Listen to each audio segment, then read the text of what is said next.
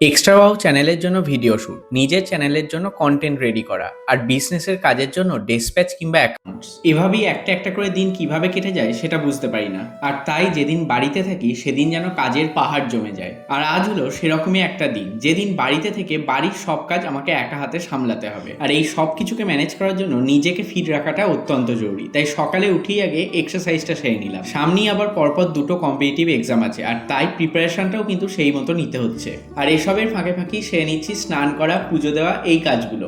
আসলে আমরা যারা একা থাকি তাদের জন্য এই ধরনের দিনগুলো খুব টায়ারিং হয়ে যায়।